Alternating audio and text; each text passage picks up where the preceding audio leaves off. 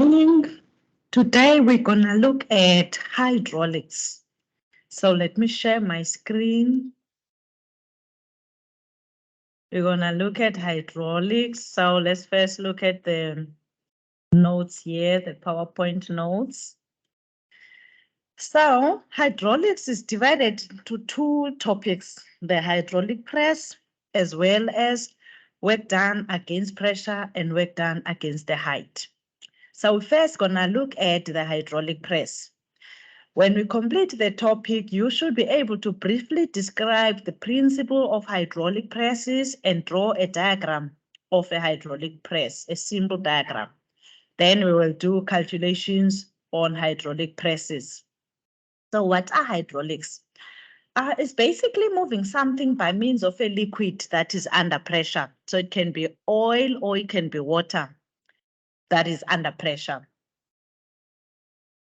Okay, so what is pressure then? If we're gonna look at moving something by means of liquid that is under pressure. Pressure is the force applied per unit area. That's how we define pressure.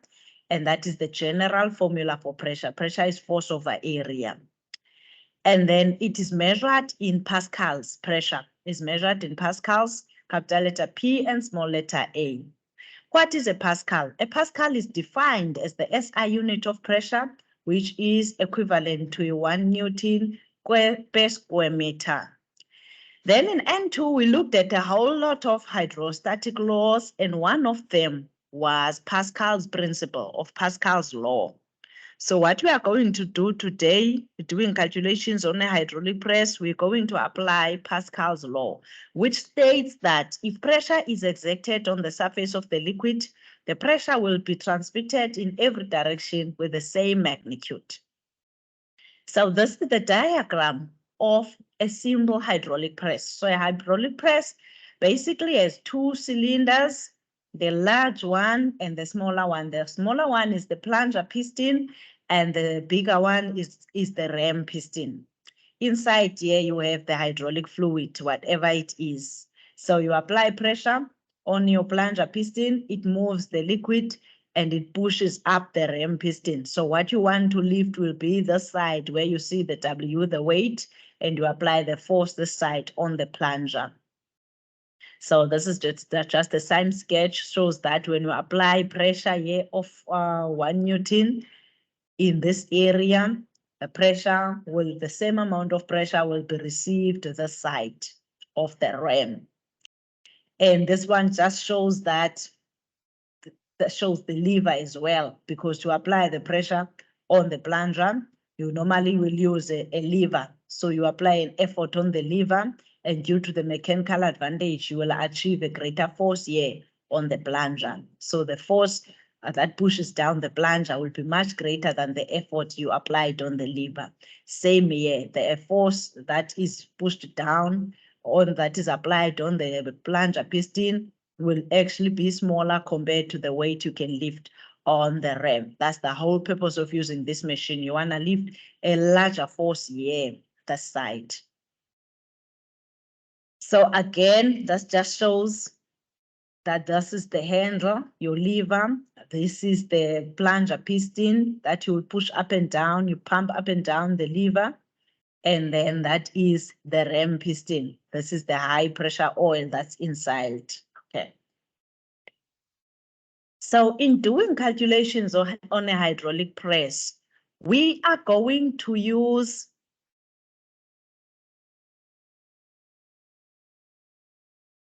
a moment here to one.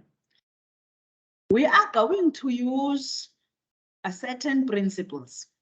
The first principle is the principle that pressure that is applied on the plunger piston is the same as the pressure received on the ram piston. So that is based on Pascal's law, Pascal's principle.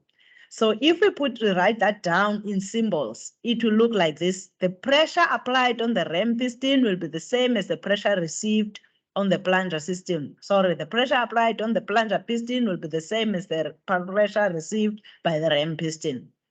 But pressure is force over area. Therefore, the force over area of ram will be the same as the force over area of the plunger. Okay, you see that? But then remember that area is pi d squared over 4.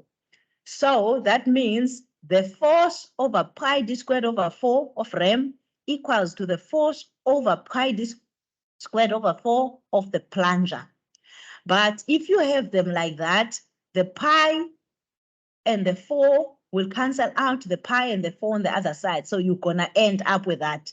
Force over d squared equals to force over d squared. So the d, the capital letter D is for the rem and the small letter d is for the plunger. So that is how we move from this formula to that formula. This one you will use when you have areas, and that one you will use when you have diameters. The second principle says that the volume displaced on the plunger piston will be the same as the volume received on the rem piston. So symbolically, it will look like this. The volume of the rem will be the same as the volume of the plunger. So the volume of water you push down by the plunger will be the same as the volume of water received by the rem. But volume is area times height, just in general. Therefore, the area times height of rem will be equal to the area times height of the plunger. When it comes to the plunger, the height will be the stroke length. The stroke length. This one here must say S, the stroke length. And we also multiply it by the number of strokes that it takes. We multiply it by the number of strokes. Okay. So again, if the formula says A times height and that side it says A times height also, while area is pi d squared over 4, it means pi d squared over 4 of rem times height of the rem equals to pi d squared over 4 of plunger times the stroke length times the number of strokes. So the pi and the 4s will cancel out. Then you're going to end up with d squared of rem times h rem and d squared of plunger times stroke length times n. Okay. These are the equations that are given on the formula sheet. That's why I have them down here. These are the only equations that are given on the formula sheet. You will see that one is not on the formula sheet. They only have this part. So you're not going to have areas every time. Sometimes it does have diameters. And same with this one.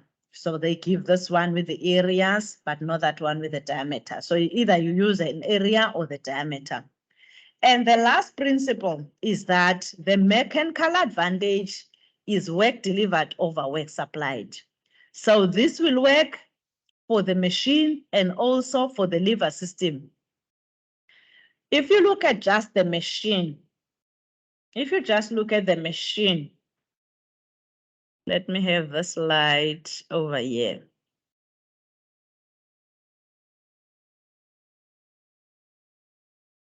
If you look at the machine itself, you will notice that if you look at the rem and the plunger is the input to the rem and the rem is the output. But if you look at the effort and the plunger and the lever and the plunger, the lever is the input and the plunger is the output. So the mechanical advantages work that way. The mechanical advantage of the whole machine is between the rem and the plunger. Rem being output, plunger being input. And the mechanical advantage of the lever system is between the lever and the plunger. Lever being the input and the plunger being the output.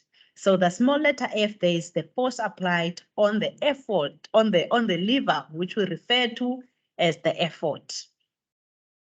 And that's all. Let's just look at this. That gives us a beautiful breakdown of what is what and where. Okay? Thereafter, we will do an example. The lever system, which is there, you will have the effort, which is small letter F, the force applied on the lever. When we put the small letter F there, I just use the small letter F, but even capital letter F is fine because the force of the plunger is then FPL. So small letter F is the effort applied on the lever, and the MA is the mechanical advantage. Now, the one that concerns the lever is going to be lever input, plunger output. That's the formula. The mechanical advantage of the lever system is force of the plunger over force of the lever. which is output over input. And then by the plunger, you have the FPL as the force applied on the plunger, the VPL as the volume of the plunger piston, APL is the area of the plunger piston, D is the diameter of the plunger, small letter. SL is the stroke length because the plunger piston will go up and down. So it will have a height of what's the length in between the top part and the bottom part as it moves up and down. That is called the stroke length. N is the number of strokes. It tells you how many strokes you did. So the pressure on the plunger is force on the plunger over the area on the plunger. And then the volume of the plunger is area on the plunger times the stroke length. You also consider the number of strokes, how many strokes were made. Just the area of the plunger alone will be pi d squared over 4. The D is that one, the small letter D of the plunger. And then if you look at the ram piston, the force of the ram is the force applied on the ram, which is equivalent to the weight of the object that you are lifting. And the V of the ram is the volume of the ram. A of the ram is the area of the ram. H ram is the height moved by the ram piston. D, capital letter D, is the diameter of the ram. So the pressure on the ram will be force on the ram over area of the ram. And the volume of the ram will be A of the ram times height of the ram. And the area of the ram is pi d squared over 4. Mechanical advantage of the press is force ram over force PL. So these are the equations that are given on the formula sheet. Now here is an example. So we're going to do this example. My advice is open up a table when you write down your given so that you can separate the information of the plunger from the information of the ram and from the information of the lever if there's any information given on the lever. So we've got the same example down here. Where is my side? Show it side by side. And I want this side. Okay. So this is the question. The following data refers to a single acting hydraulic press. The area of the plunger is given, the stroke of the plunger, force of the plunger, area of the ram. So my advice is that you open up a table and then you say, this is my ram and this is my plunger. So you're gonna record your givens accordingly.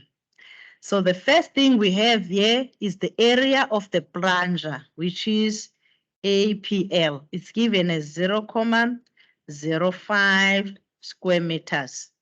And the stroke of the plunger, which is FL, is 0.2 meters. And the force applied to the plunger, which is FPL, is 300 newtons. So this belongs to the plunger. We write it by the plunger. And then the area of ram is 0.25. So we write it by the side of ram. Area of ram is 0.25, also square meters. Just watch the SI units. They must be the same. They must match up. If they don't match up, you must first convert, get them to match up before you can answer. Then the first question, 6.3.1, says, neglect losses. So when you neglect losses, it means that you assume that what is applied on the plunger is received on the ram 100%, because there are times where you have losses. Now I will show you later on how to deal with that. So here we must neglect losses. So we must assume that everything is working at 100%. The efficiency is a complete 100%. Calculate the volume of liquid displaced by the plunger. What is the formula of the volume? Volume of the plunger will be area of the plunger times stroke length of the plunger times by the number of strokes. Okay. So the area of the plunger is given as 0.05 and the stroke length is given as 0.2, and they say for 5 pumping strokes. So this whole calculation will be for 5 pumping strokes. Okay. Then we calculate 0.05 times by 0.2 times 5. This gives us 0.05.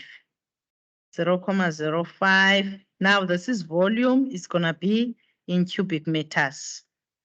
Then 6.3.2 is saying we must calculate the distance moved by the ram piston in millimeters after one pumping stroke. So that one is H ram. So we're going to use this formula, A ram times by H ram equals to A plunger times stroke length times number of strokes. Now they say after one pumping stroke, so N is going to be 1. So A ram was given as 0.25. We're looking for H ram. And then APL is 0.05. Stroke length is 0.2 for one stroke. Okay, for one stroke. So we're going to do the calculation, make H ram subject of the formula. Okay, so it's going to be 0.05 times 0.2 times 1, all divided by 0.25. All divided by 0.25. So it gives us 0.04. This is meters.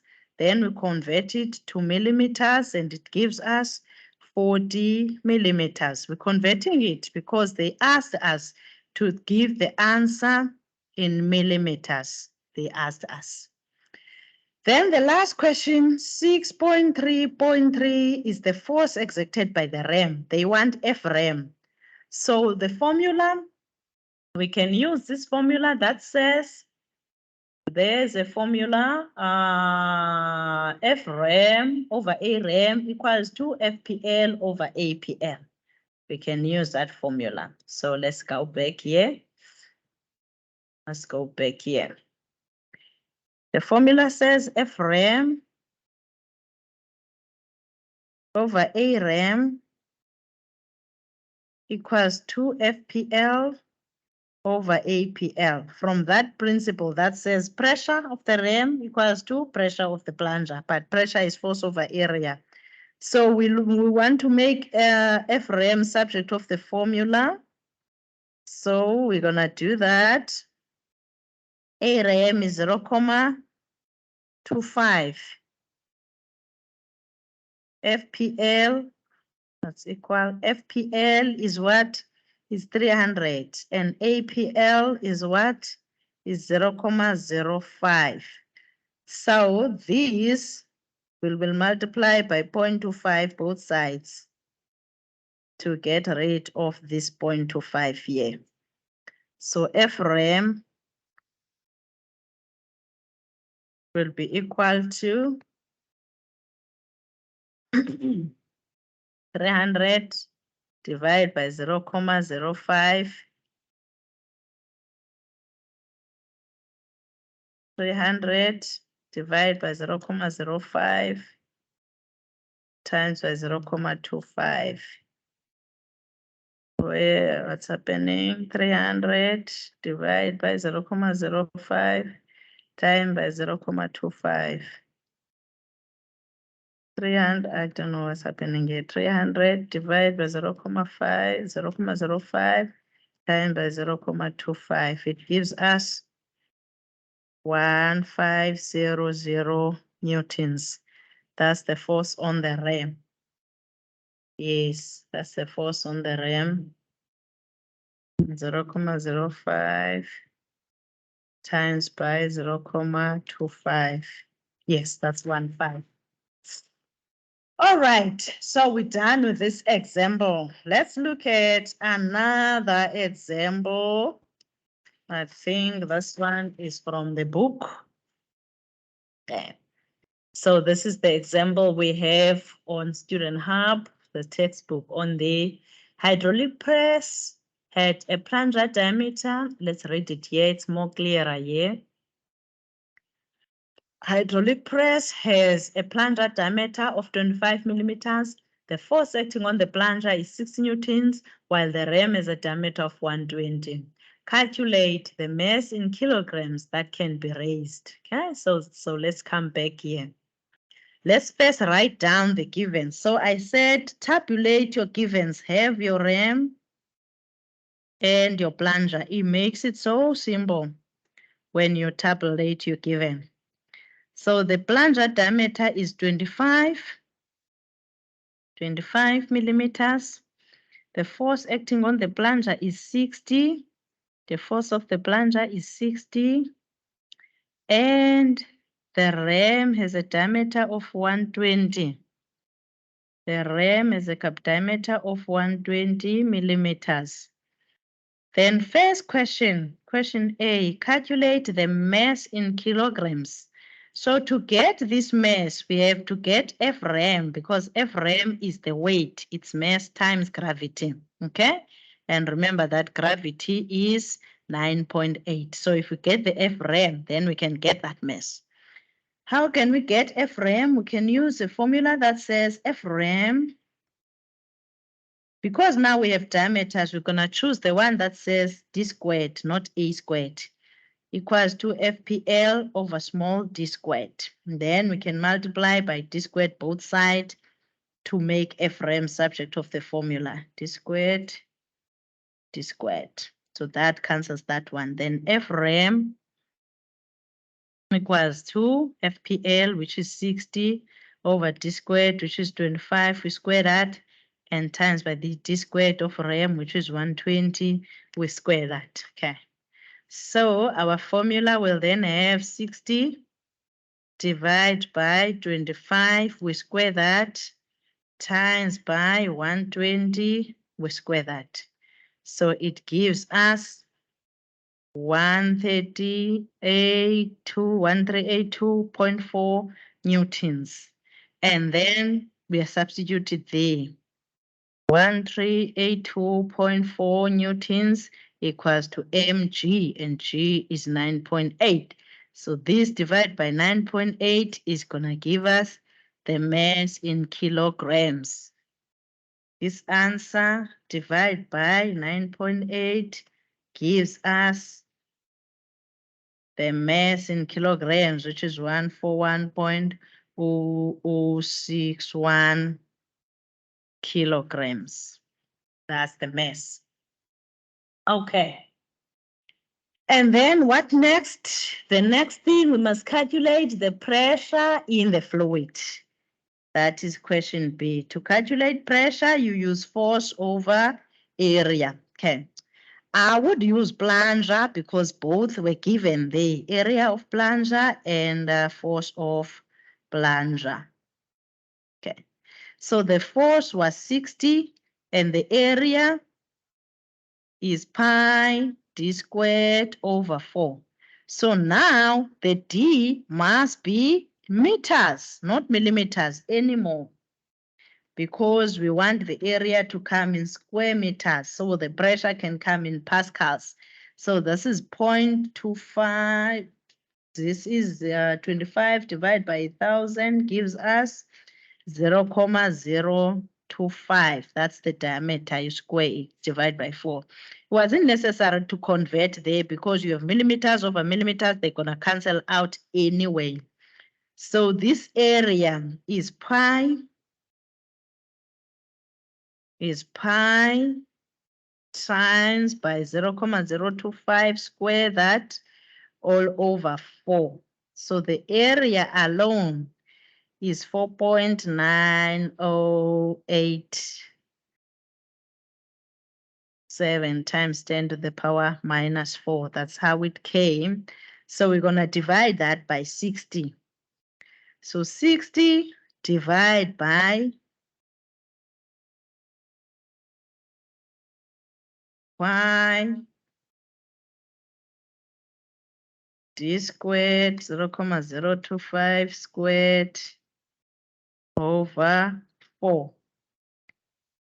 This gives us the pressure is 122.996 pascals, which is the same as 122.231 kilopascals. Okay. And then question C is looking for the distance that the ram piston will raise after 10 strokes of the plunger if the plunger stroke is 8 centimeters. So that plunger stroke is now 8 centimeters, which means the stroke length is 0.08 meters. That is the 8 centimeters. So the formula will say H ram will say A ram, but let me use the diameters because I have diameters. D squared H ram equals to small d squared SL times the number of strokes. Okay. So the d squared is going to be 120, but we want that in meters now because the stroke length is in meters. So it's going to be how many meters? 120 divided by 1,000 will give us 0.12. You will square that times H ram, which equals to 0.025. We square that times by stroke length 0.08 times by how many strokes? 10 strokes times by 10. So H ram is gonna be all this multiplied out, divide by that one. 0.025 squared times 0.08 times 10, all divide by 0.12 squared. It gives us 0.035 meters. That is in meters, and the question just says the distance at the ram. So that is how many meters.